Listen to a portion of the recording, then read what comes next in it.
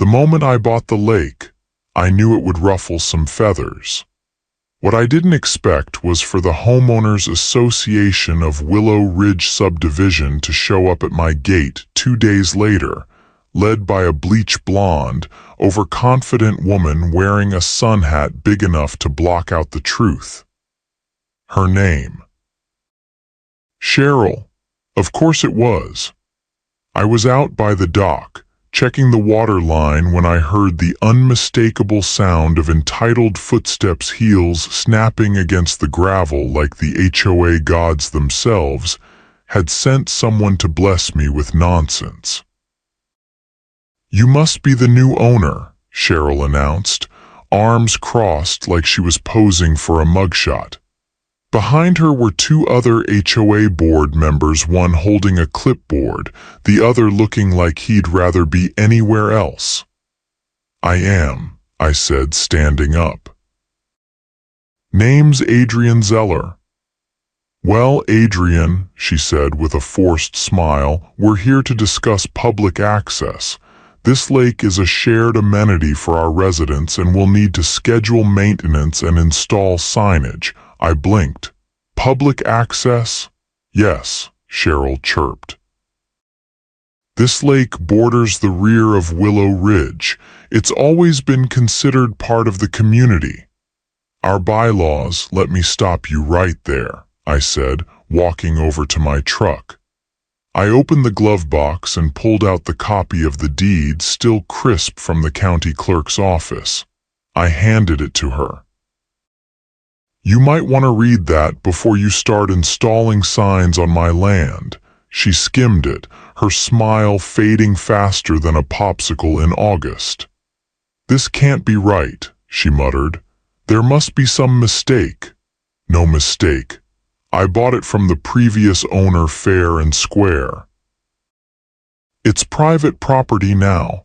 Not part of your subdivision, not owned by your HOA, and definitely not an amenity." Cheryl's face tightened. "We've had residents using that lake for years. They fish, paddleboard, some even host holiday events, and now," I said, folding my arms, "they're trespassing. You can't just cut off access like that." "I absolutely can, and I will." She sucked in a breath so dramatic I thought she might faint from oxygen loss. "We'll see about that. The HOA has rights." I didn't say anything. I just took the deed back and walked toward my dock. The sound of her heels storming away was the only music I needed. The next morning I found a laminated sign zip-tied to my gate. "Notice: Common Area Maintenance by HOA Public Access mandated." It had the Willow Ridge HOA logo plastered right on top. I laughed out loud. I took it down, called my lawyer, then installed 2 motion-activated trail cameras, one facing the lake, the other watching the pathway from the subdivision. I had a feeling this was just the beginning. And I was right. By the 3rd morning, I had a full flash drive of HOA board members wandering onto my property like they owned the place. One even had the gall to paddle out in a kayak, waving at my camera like he was on a guided tour. I didn't confront them, not yet. What I needed was a pattern, not a confrontation. And patience was something I had in spades. That evening, I drove to the County Planning Commission. I didn't need permission to enforce my rights, but I wanted to make sure there were no easements or weird zoning quirks that Cheryl might dig up and wave around like a magic wand. The clerk, a sharp guy named Marvin, helped me pull the subdivision's original development plans. "Looks like the lake was never part of their plat," Marvin said, tapping the map with a pencil. "The property line ends about 15 feet from the water. No community easement, no shared access, and no mention of it in their infrastructure filings." Mind printing that for me? He slid the copy across the counter. You expecting trouble? Already in it. By the end of the week, things escalated. I came home from work to find an orange plastic fence stretched across my property line, with a handmade sign reading, HOA event area temporarily closed for improvements. Tables were being set up, and two guys in matching polo shirts were hammering stakes into the ground like they were building a circus tent. I parked, walked straight up to the nearest one and asked, "Who gave you permission to be here?" "Cheryl," he said without looking up. "She said this was common ground, something about the bylaws." I pulled out my phone, opened the camera app and began filming. "All right," I said, keeping my tone even. "I'm asking you both to leave private property. You've got 5 minutes. After that, I call the sheriff." He looked up then, uncertainty creeping into his face. "We're just following orders." "Then follow the next one. Pack up and leave."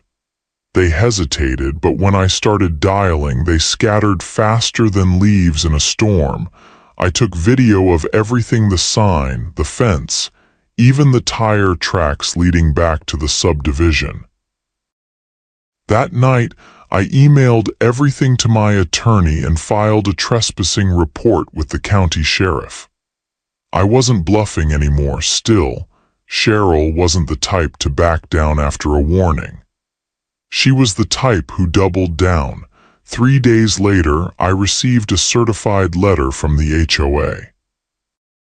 Inside was a fabricated notice of violation, claiming I was obstructing community access to a designated recreation area and threatening daily fines of $200 until compliance was achieved.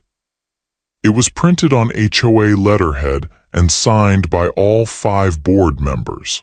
The problem: they had absolutely no jurisdiction over my property. None. I took the letter straight to my attorney, a seasoned real estate litigator named Laura Mendel, who had dealt with more overreaching HOAs than she could count. "This is fraud," she said, flipping through the pages. "They created a fake violation for land they don't govern and threatened financial penalties under false pretenses. That's a felony in this state. They just handed you a gift. We drafted a cease and desist letter, citing specific statutes about impersonating authority and attempted extortion." Laura also recommended we file a complaint with the state's Department of Consumer Affairs and the county prosecutor's office. We submitted everything: videos, photos, the letter, and a timeline of events. By the following week, the sheriff's department launched an investigation. Deputy Rionner came by to take a formal statement. He'd already spoken with Cheryl, who apparently claimed it was all a misunderstanding. "You'd be surprised how often these things happen," he said, voice low as he wrote in his notepad. "HOAs get used to pushing people around. Then they meet someone who knows the law. Do they usually commit mail fraud in the process?" He chuckled. "That part's new." The very next weekend, I hosted a barbecue, not to celebrate yet, but to meet the people whose HOA had been scheming behind their backs. I sent open invitations to every house that bordered the lake, clearly stating that it was on my property and that I was extending temporary courtesy access for the event. Nothing fancy. Just burgers, music, and a chance to tell my side of the story. About 30 people showed up. And within an hour, I realized most of them had no idea what the HOA had been doing in their name. "We were told the lake was always part of the subdivision," said a man named Don, a retired firefighter who lived 2 doors down from the fence line. They told us it was common land when we bought the house. It never was, I said. I've got the county maps to prove it, and I've already filed a complaint with the state. You all might want to think about what else they've been lying about. That got their attention. One woman, a nurse named Felicia, looked toward the water and said, "They tried to fine me last year for having unauthorized guests fishing. Those guests were my nephews. I thought they were bluffing but paid it anyway." "Ask for your money back," I said. "And ask for proof of the rule they cited." By sunset, several residents were openly discussing a recall vote. I offered them copies of the maps and directed them to the county records office. I didn't push anything, just gave them facts. The rest took care of itself. The next morning, Cheryl showed up again. This time she parked on the street and marched up with a face full of forced civility. "We need to have a conversation," she said. I motioned toward the camera mounted on the edge of my porch. Already recording, her posture stiffened.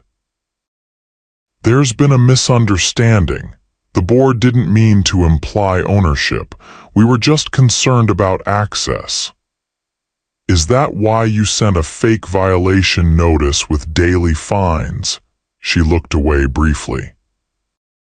"The language may have been overzealous. Try fraudulent. I'm trying to resolve this amicably. You had your chance. Now it's between you and the county." She exhaled through her nose. "You're making this more difficult than it needs to be. You've got that backwards."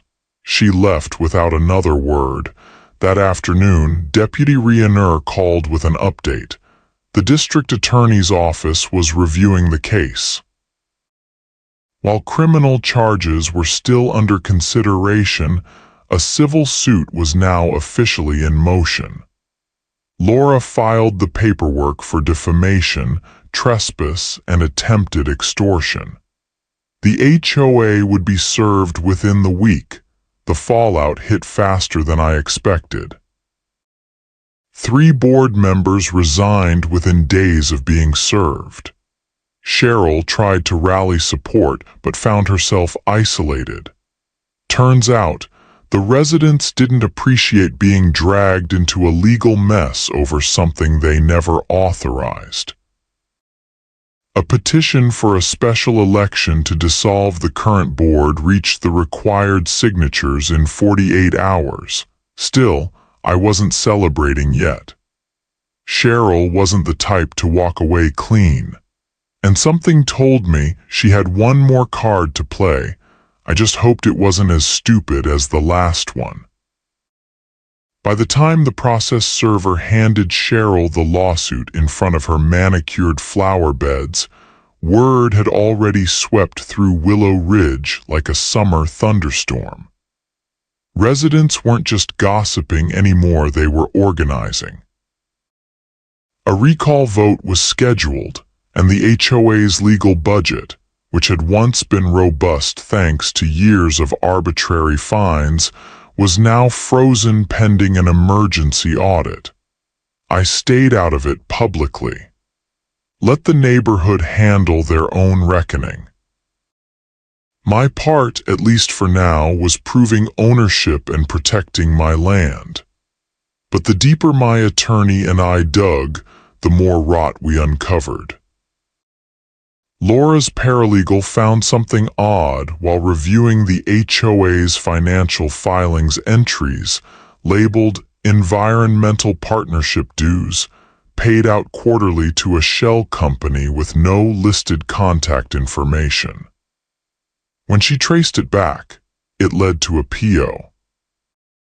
Box registered under the name of Cheryl's cousin, a man who didn't even live in the state.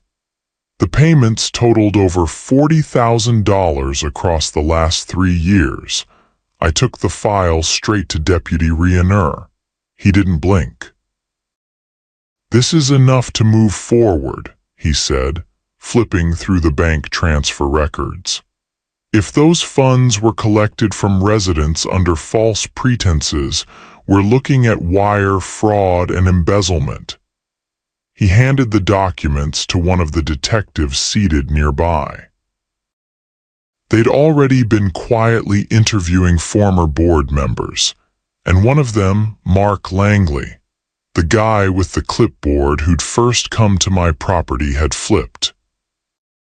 According to Rhiannon, Mark had turned over internal memos showing Cheryl had been pushing to reclassify the lake as a natural HOA asset for years, even though she knew it had never been part of the original development plans.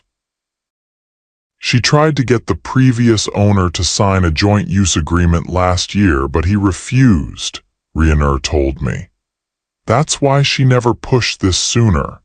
She waited until it changed hands, then hoped she could bluff her way into control. It was more than bluffing now. It was criminal.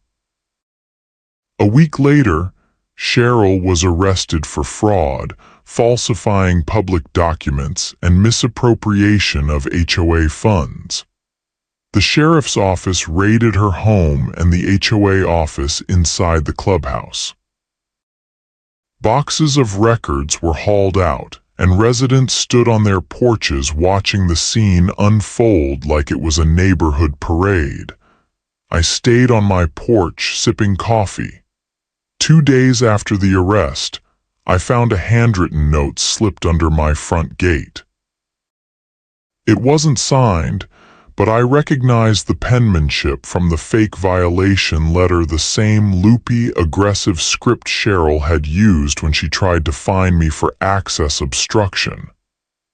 This one read, "You'll regret this. Enjoy your lake while it lasts." I handed it to Rhiannon.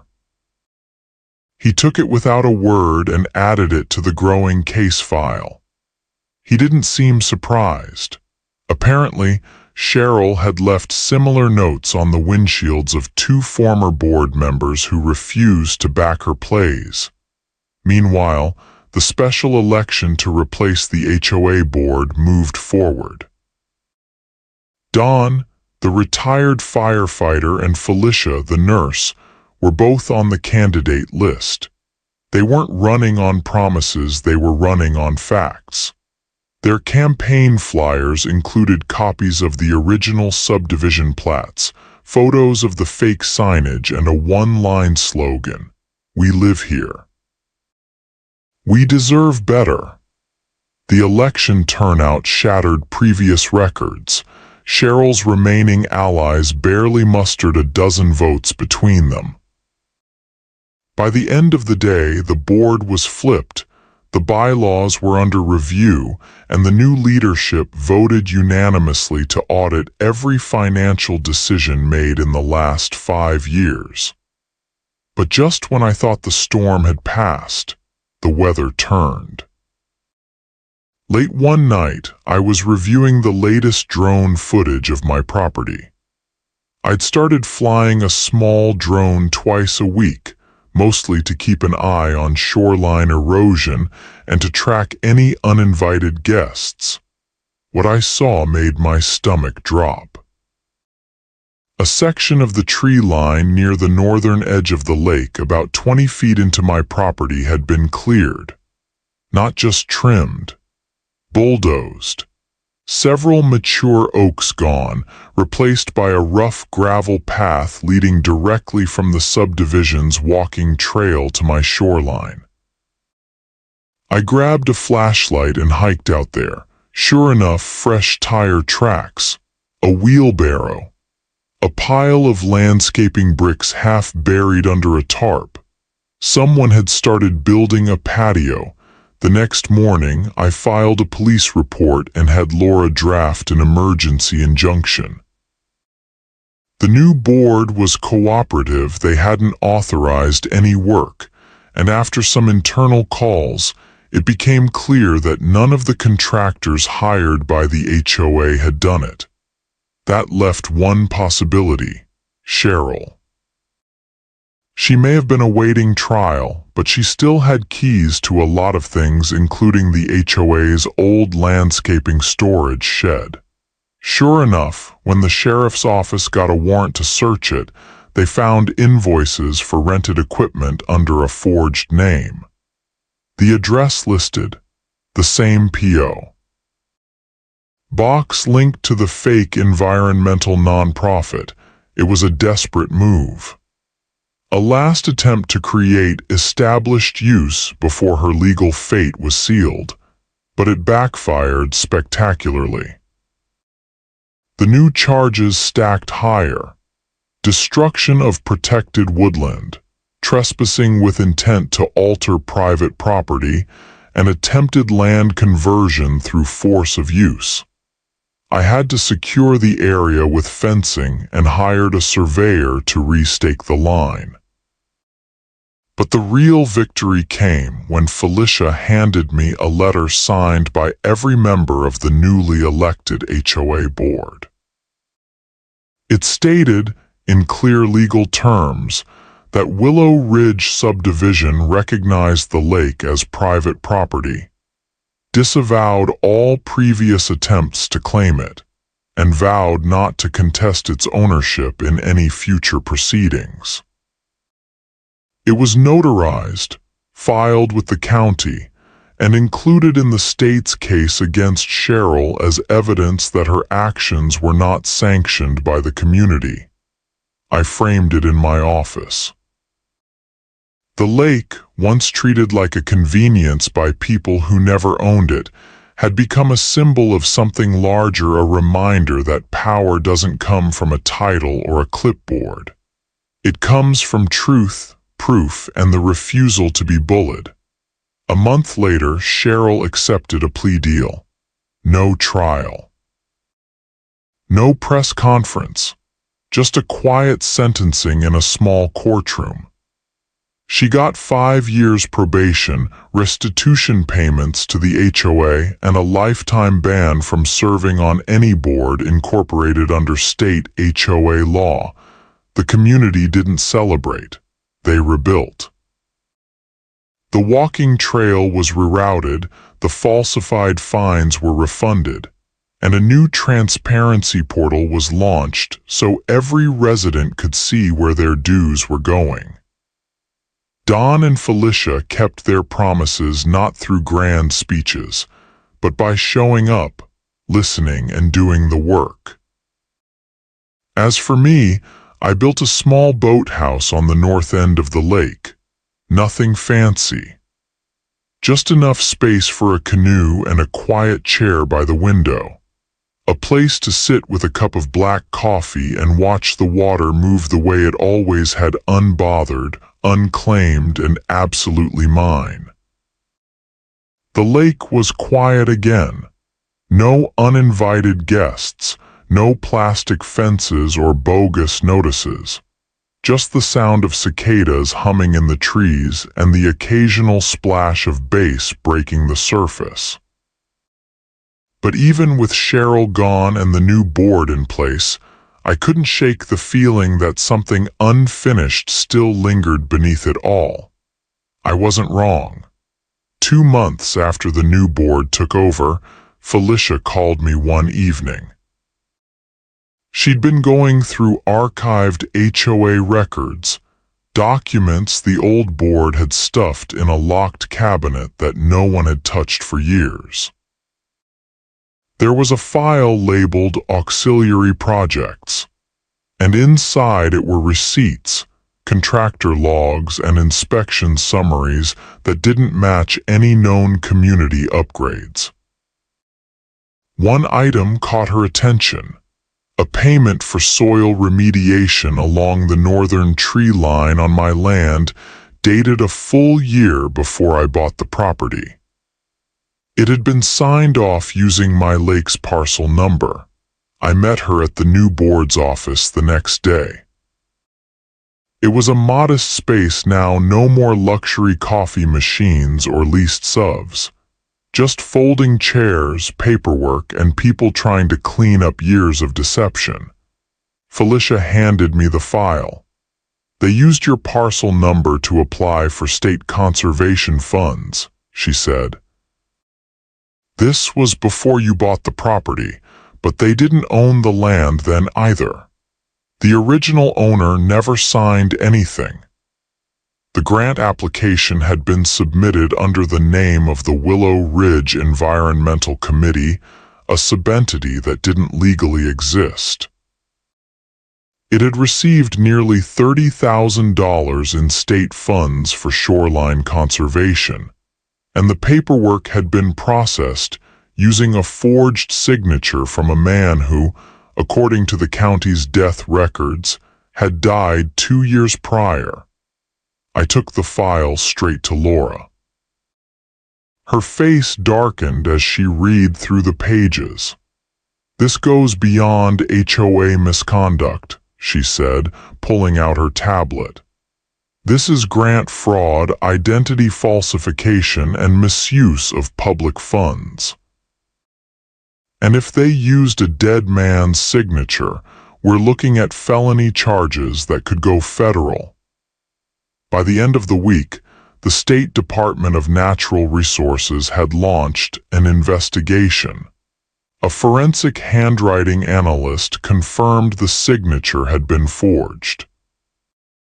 The original application had been submitted electronically, but the uploaded document bore a falsified notary stamp from an office that had closed 6 years earlier.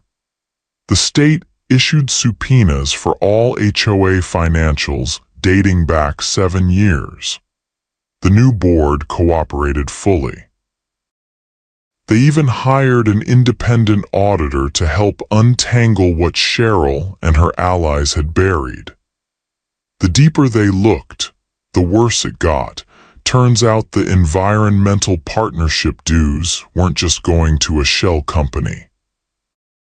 They were being funneled through a chain of fake trusts, then withdrawn in cash by someone using a prepaid cell phone and a driver's license under the name J. Winters, a name that didn't appear on any property records or board rosters, but showed up on half a dozen receipts tied to equipment rentals and supply vendors. The sheriff's office looped in the state attorney general.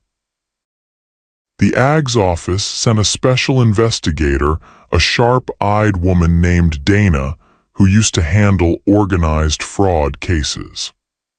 She spent 3 hours at my boathouse going over the documents I'd collected from the initial trespassing incident all the way through the fake construction site. "They built a paper HOA within a real one," she said, flipping through a binder of forged invoices. "They used the real board as a cover while a few of them siphoned money in the background. And when they needed more, they tried to expand their assets your lake so they could justify bigger budgets and access new grants." She paused when she reached the photos of the bulldozed trees. "This was them trying to create a footprint," she said. "If they could get enough infrastructure in place, paths, benches, signs, they'd argue it had been community-maintained land all along. It wouldn't have stood in court, but they were counting on you folding before it reached that point." I didn't say anything. I just nodded and handed her the drone footage of the path being built. A month later, the grand jury handed down indictments. Cheryl was hit with additional charges, 3 felonies, including wire fraud and falsifying state records. 2 former board members were arrested for conspiracy and embezzlement. The cousin who ran the shell company was picked up in New Mexico and extradited. He confessed within 48 hours, trading testimony for reduced charges. The state froze all remaining HOA funds pending restitution. Residents were given a choice: dissolve the HOA entirely or rebuild it from scratch under court-appointed oversight. They voted overwhelmingly to dissolve. The clubhouse was sold off.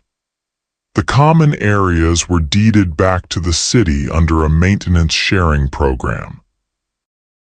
And for the first time in decades, Willow Ridge was just a neighborhood again. No boards, no fines, no manufactured authority. I thought that would be the end of it. But then I got a letter from the state ag's office, an official notification that I was entitled to victim compensation from the conviction. I declined the money. What I wanted was something else, a public acknowledgement. So the ag's office held a press conference. It wasn't flashy. Just a podium on the courthouse steps, with Dana reading a statement about the investigation's conclusion. "This case is a reminder," she said, "that fraudulent governance, no matter how small scale or hidden behind community rules, is still fraud. It's still theft. And it's still subject to the full weight of the law." She handed me a framed certificate, a formal recognition of my cooperation and documentation that helped dismantle the fraud ring. I didn't care about the frame, but the words mattered. Back at the lake, I built a small dock extension. Not for fishing or launching boats, just a bench at the end, facing the water. I added a plaque to the post beside it, nothing grand. Just a quote etched into steel: "Property isn't power. Truth is." The neighborhood changed after that. People waved more, talked more. A few even asked if they could fish along the bank again. I said yes, with one condition: they ask first, and they always did. The lake was still mine, but it felt more peaceful now. Not because I'd won, but because the illusion of control that had once seeped from across the fence was gone. Cheryl had tried to own something with lies. I'd kept it with facts, and that made all the difference.